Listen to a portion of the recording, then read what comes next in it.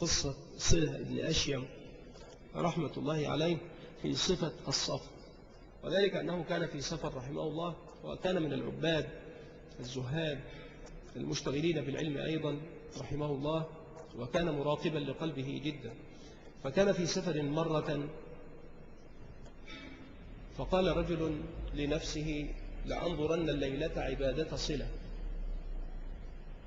كان صلة كما تقول امرأته يصلي الليل يقوم الليل، فما يستطيع أن يصل من زاوية الحجرة إلى فراشه إلا حبوا على يديه ورجليه من قيامه واجتهاده في قيامه بتبتله لله رب العالمين، فما يستطيع أن يصل من زاوية الحجرة إلى فراشه، والفراش في الحجرة، إلا على يديه ورجليه حبوا.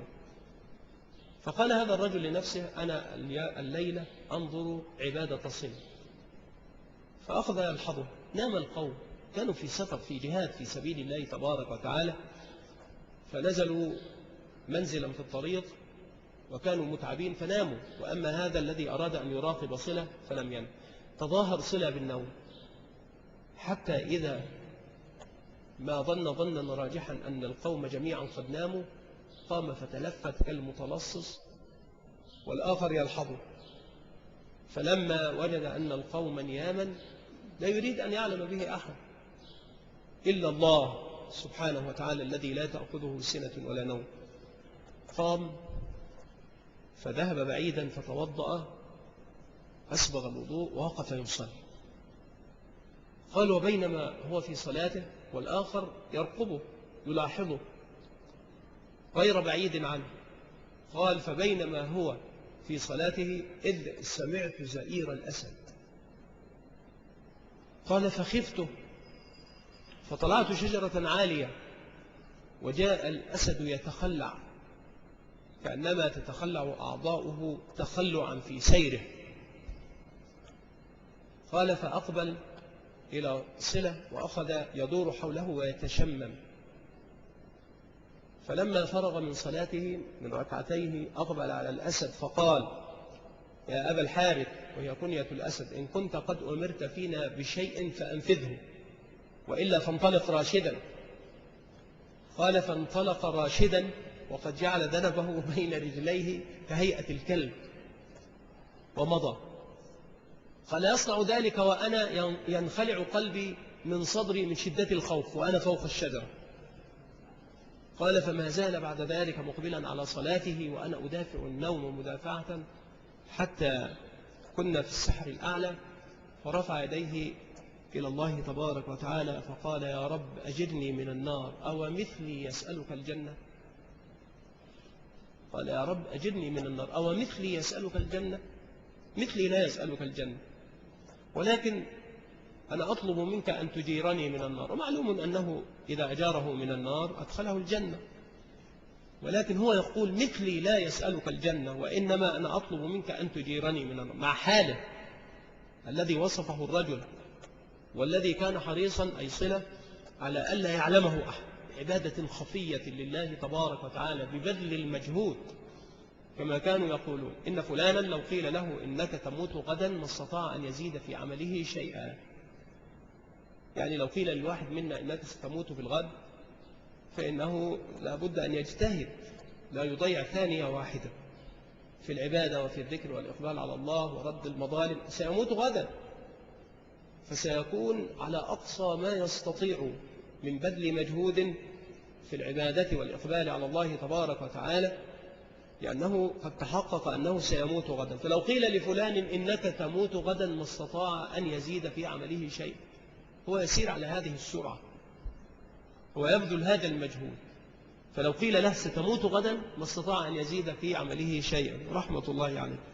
وقول أحمد لا بعد يشير إلى القصة التي هي في سيرة الإمام أحمد رحمة الله عليه، وذلك أن ابنه عبد الله كان عنده وهو يحتضر، فكان يقول له يا أبت قل لا إله إلا الله، يلقنه كما هو أمر الرسول صلى الله عليه وسلم، وإن كان أحد فإنه في سياق الموت لا يعرف أحد إلا من ثبته الله رب العالمين.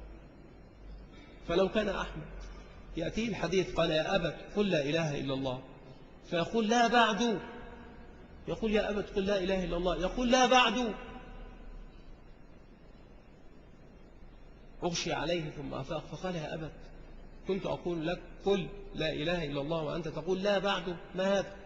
قال يا بني لم أكن أقول ذلك لك، وإنما أتاني إبليس فوجدته عاضا على إبهامه ندما يقول فتني يا أحمد، فقلت لا بعد، يعني حتى تخرج الروح، لا أجزم بأني قد فتك إلا إذا طلعت الروح على السلامة واستقرت على أرض المقامة، وأما قبل ذلك ففي لحظة واحدة تأتي الضلال ويأتي الزيغ.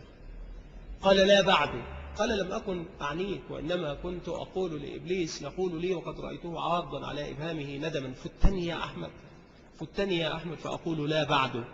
ثم أي عالم إذا صبر أمور العلماء من القدماء لم يحتقر نفسه؟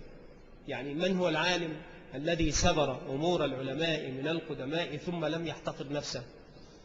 وأما إذا ما أخذت تقيس على أهل زمانك ممن ينتسبون إلى العلم فلا بد أن نغسل منك اليدين وأن نكبر عليك 4 رحمة الله عليك.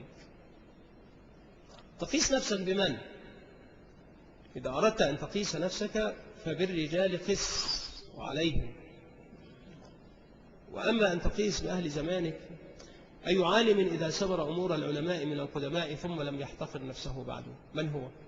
وتلحظ أمرا دل عليه الرجل رحمة الله عليه، وهو أنه كان يدل على أنه لا بد مع الأخذ بحقائق العلم وأصوله لا بد من مزجه بشيء من الرقائق وسير السلف، وهذه هي الطريقة المحمودة في التعلم وفي التعليم معا.